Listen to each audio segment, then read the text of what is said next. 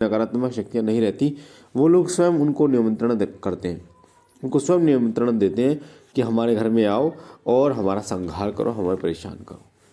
ऐसा कैसे होता है? नकारात्मक जो शक्तियाँ होती हैं उन्हें एक व्यक्ति स्वयं बुलाता है और उसका कारण सबसे बड़ा होता है उसके हृदय में, उसके दिमाग में वहम। बिना किसी बात के ही वो बैठ जाता है, सोच लेता है कि हम पर क्रिया की गई है। कोई परेशानी आई, किसी भक्त ने हमारे ऊपर कुछ कर दिया, पड़ोसी ने कर दिया, उसने कर दिया, उसने कर दिया, और फिर वो जाता है।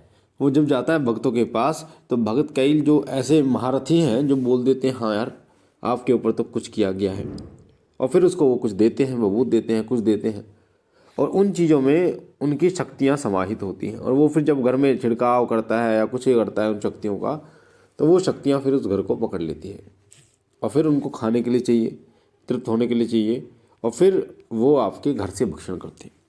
मैं सभी की नहीं कह रहा, कुछ लोग ऐसे हैं, कुछ भक्तों के पास जाते हैं, कुछ मौलवियों के पास जाते हैं।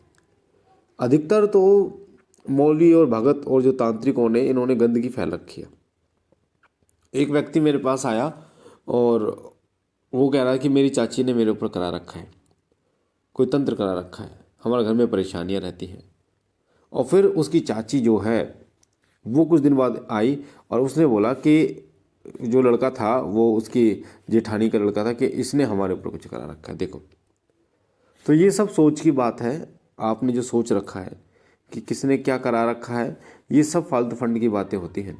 भगत तांत्रिक जो ये लोग हैं जिन्होंने गंदगी फैला रखी है, ये आपस में आपको परेशान लड़ाना चाहते हैं। उसको भी बोल देंगे उसका उसने करा रखा है, उसको बोल देंगे इसने करा रखा है, और फिर परेशानियाँ बढ़ती रहेंगी। आप उल्टे सीधे मंत्रों का जाप कर लेते हैं, उल्टे सीधे चीज़ों को आप घर में छिड़काव कर लेते हैं, हवन कर लेते हैं, भोग देते हैं, जिससे शक्तियाँ फिर आपके घर में आ जाती हैं और वो शक्तियाँ नकारात्मक होती हैं और वो तृप्त होने के लिए आपके घर का सहारा लेती हैं, आपके शरीर का सहारा लेती है, और फिर आपके शरीर से ही वो भक्षण करती है। जिस प्रकार पहले उनका शरीर था और वो सारे आनंद लेती थी, मनपसंद खाना खाती थी, मनपसंद वो महक सूंघती थी, मनपसंद वो पानी पीती थी, मनपसंद वो नींद लेती थी, वही सारे आनंद वो आपके शरीर में लेना शुरू कर देती है। और इससे कई बार तो वो नकारात्मक शक्ति संकेत भी नहीं देती, वो बैठी रहती चुपचाप, पर काफ़ी समय बाद वो कुछ संकेत मिलने शुरू हो जाते हैं, जिससे आप पहल करते हैं और फिर किसी के पास जाते हैं पूछने के लिए कि हमारे घर में ऐसा क्यों हो रहा है। तो मेरी सभी लोगों से हाथ जोड़कर विनती है कि अपने कर्म पर विश्वास कीजिए, अपने घर परिवार को सुखमय बनाने का कार्य कीजिए। ज़्यादा बाबाओं के चक्कर में, तांत्रिक साधकों भक्तों के चक्कर में ज़्यादा ना पड़े। जितना पढ़ोगे उतना ही इस खाई में आप धंसते चले जाओगे। सबसे पहले अपने भौतिक जीवन को सुखमय बनाने के लिए आप कार्य करें। भौतिक जीवन अपने माता पिता की सेवा के लिए। आज के समय में पैसा सब कुछ हो गया है।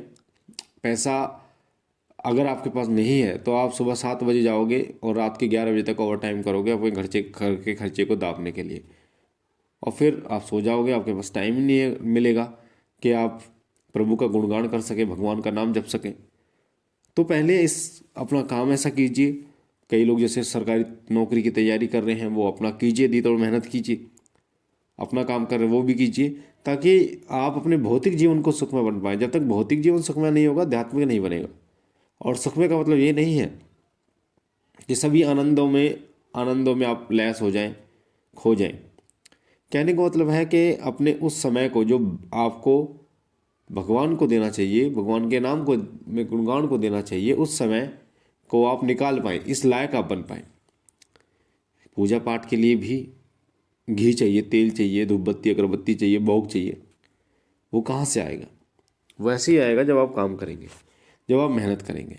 तो मेरा मानना है कि आपको जी तोड़ मेहनत करनी चाहिए। और जो बच्चे मुझे सुन रहे हैं, हमारे विचारों को सुन रहे हैं, उन लोगों से मेरी विनम्र प्रार्थना है कि वो अपने माता पिता का नाम रोशन करने के लिए जी तोड़ मेहनत कीजिए और अधिकतर सरकारी नौकरी की तैयारी कीजिए, ताकि सरकारी नौकरी की तैयारी से आपको समय मिल पाता है। जैसे उदाहरण के लिए अगर कोई एक टीचर बन जाता है, टीचर बनने में आप सुबह 8-9 बजे जाते हैं, 2 बजे छुट्टी हो जाती है, उसके बाद आप परिवार को भी टाइम दे सकते हैं और भगवत प्राप्ति के लिए भी टाइम दे सकते हैं, भगवान का नाम जप के लिए भी टाइम दे सकते हैं। तो ऐसा कुछ तरीका, कुछ रास्ता चुनिए जिससे आप अपने परिवार की सेवा भी कर पाएँ और अध्यात्म में भी आगे बढ़ पाएँ। तो सभी लोगों से मेरी यही प्रार्थना है कि अधिकतर ये जो भगत होते हैं, जो कुछ गलत होते हैं, सही सलाह नहीं देते, जो आपको आपस में लड़ाने का कार्य करते हैं, इनसे बच के रहिए ताकि आप इन चीज़ों में ना पड़ें और अपने भौतिक जीवन को सुखमय बनाने के साथ आध्यात्मिक जीवन को भी सुखमय बनाइए। मुझे आशा है ये छोटी सी जानकारी आपको पसंद आई होगी। पहली बार चैनल पे तो चैनल को लाइक कीजिए, शेयर कीजिए, सब्सक्राइब कीजिए और शिव कृपा परिवार से जुड़िए। इसमें आपका कोई पैसा नहीं लगता। बेल आइकन को दबाइए आपके सीधे हाथ में जो है, और साथ ही ओम नमः शिवाय कमेंट में जरूर लिखिए। मैं बाबा भोलेनाथ से विनती करता हूँ कि बाबा भोलेनाथ आप पर अपनी असीम कृपा बनाए रखें, यहाँ पर आपका परिवार सदा सुखी रहे, स्वस्थ रहे, खुश रहे। हम मिलते एक नई जानकारी के साथ, तब तक के लिए ओम नमः शिवाय, ओम नमः शिवाय, ओम नमः शिवाय।